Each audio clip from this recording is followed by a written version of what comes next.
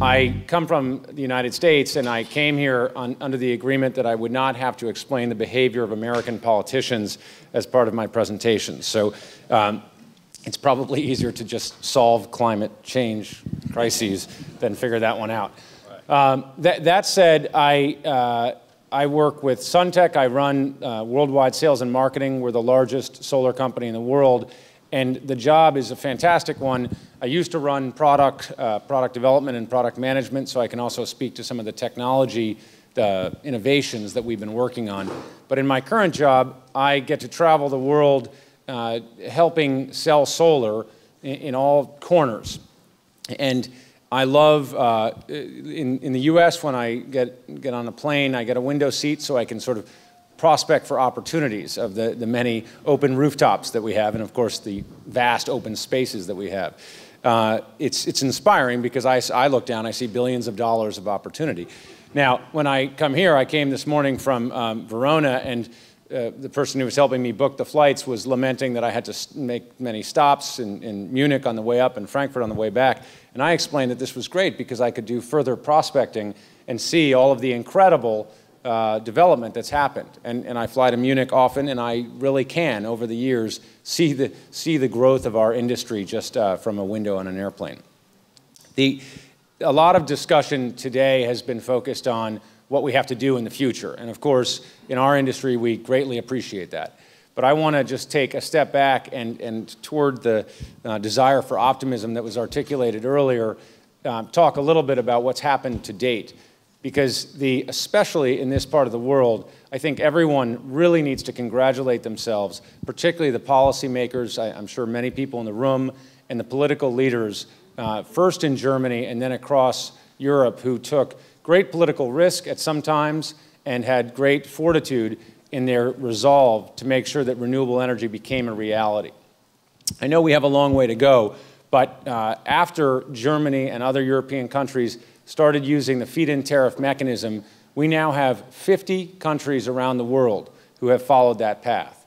In the US, we've taken a different approach, but and now in China, we see a feed-in tariff coming into play, and this year in China alone, we'll do 5 gigawatts of solar, and in the United States, we'll probably do 2.5 to 3, or 3.5 to 4 gigawatts of solar. So these are tremendous transformations that started right here. So I mean, in part, on behalf of the global solar industry, I am here to say thank you for that leadership. I mean, it cannot be underestimated. We really deeply appreciate it.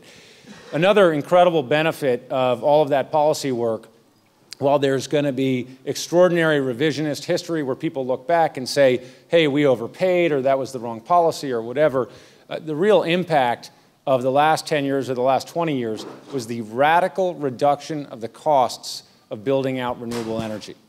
And we are now, I was just asked earlier about, where are we seeing grid parity in reality? And there really are markets where we're seeing grid parity. And while in the industry we get concerned, of course, about the changes to the German laws, changes in the Italian laws and other places, and they do have bumpy transitions for people who have quarterly earnings to deal with every 3 months, we still see a transformation that is truly happening to the extent that now in Germany, at the end of this year, residentially we'll see a feed-in tariff that's lower than the actual value of the consumed power, at least on a retail purchase basis. And that's because, and yet we're going to see Germany still be a very, very large market in the second half of this year. And that's because we've seen the cost of solar drop 70% in the last 5 years. So in the last 5 years, solar has gone down to the point where we're now selling solar panels at below $1 a watt. When I got into the industry 10 years ago, this was the magic number, $1 a watt. Now we've reached it, and somebody told me, actually we meant installed cost, not the cost of the panel. So it turns out we still have a little bit of work to do. But really, even that $1 a watt of installed capability in most parts of the world, and probably Germany first, will be reached over the next few years. And this is a radical transformation of the solar industry and, of course, the accessibility of renewables. And I think, it's worth noting, too, we're talking about high voltage lines around Germany, high voltage lines or access lines to offshore wind. All of these issues are, of course, real, so we have an energy web. But on my flight into Munich, I saw hundreds of homes and buildings that were installing solar right there. Historically, those were feeding back into the grid and have impact on the grid load and have challenges for need for a smart grid. But in the future, most of those will be self-consumed on site. And that also is a transformation that actually alleviates some of the need for a lot of that infrastructure build-out. And we'll see that happen, I think, around the world. There's been a lot of debate recently in the news about this being sort of a country versus country thing, or an aspect of national pride about which country has supremacy. And of course, this is concurrent with a massive oversupply in our industry that results in a lot of companies, including our own, going through a lot of pain and challenges. But ultimately, that oversupply has led to radical cost reduction, and it will lead to a lot of changes throughout the industry. But when you look at this country versus country thing, I want to get away from that. Every speaker up here until this time has been talking really about the global challenge. When you speak about policy or the academic or the sort of political aspect of making climate change, making the climate safer in our future, we don't talk about us versus them. We talk about how do we do this collectively. And I think when we look closely at the industries that are being built up around renewables, we find the same dynamic at play. At the high level, it may be easy to say it is us versus them. But when you peel back the layer, or in our case, when you look at our technology, you realize that, in fact, our panels are made all around the world. We manufacture most of our panels in China, although we have manufacturing in the US and Korea now and Japan as well. But really, most of them are manufactured in China. Most of the content for those panels comes from outside of China. And of the 50% of the content or 60% of the content that comes from outside of China, most of that comes from the United States or Europe. So in fact, the global supply chain and all the equipment that we use, the Centrotherms and the Mons and others that we use in our factories come from Germany. We've created a global industry. And it's that sort of global nature of the industry that I think is built on the backs of this incredible policy support that we've had. So just quickly, I'll say, you know, we are working deeply on R&D. Suntech has 450 engineers around the world working on next generation solar technology. And there's a very clear roadmap to reduce at least another 30% of our costs from all of our panels. And that's a great step forward, but it takes a lot more. We are working with Fraunhofer, with University of New South Wales in Australia, with universities in the United States, to make sure that we can push the R&D envelope. Because in the last 5 years, maybe the last 10 years, much of what drove down the cost of solar was scale. And that's great, and it's terrific to have that scale here in Germany, in China, around the world. But the next level is going to take a lot more than just building a few more or a dozen more massive factories. We need incredible innovations, and there are incredible innovations happening across solar. And on the technology side, I think we're going to see a lot of that come from Germany, come from Europe, come from around the world. But there's one other piece of innovation, and I'll end on this one, maybe a good transition, that is the financial innovation.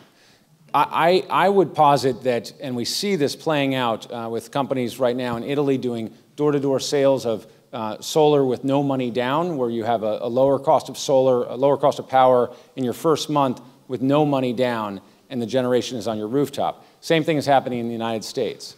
This is done because of financial innovation and the ability of banks and central banks and institutions to get behind the financing of renewable energy has transformed the way we pay for renewable power. Instead of buying a watt peak, which was sort of the transformation that the way we had to buy it over the last 2 decades, we're now back to buying kilowatt hours, which is what consumers and what energy buyers are used to. So the innovation is not just happening on the technology side, but also happening on the finance side. There was a Schopenhauer,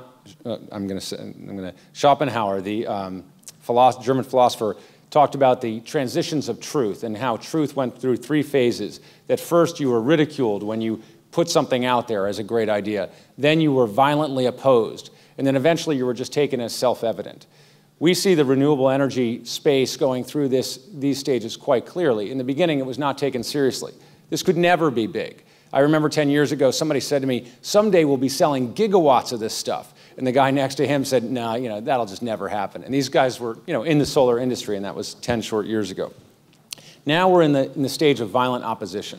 And I think some of it is quite quiet, but there are those out there that are aggressively attempting to drive division in our industries and trying to point out or slow down the transition to renewable energy. So I would just encourage everyone, to stay strong during these challenges where we can sometimes be depressed or pushed aside, and realize that if we all come together globally, we're going to drive those costs down, and from an economic standpoint as well as a technology standpoint, we can actually make a lot of this a reality.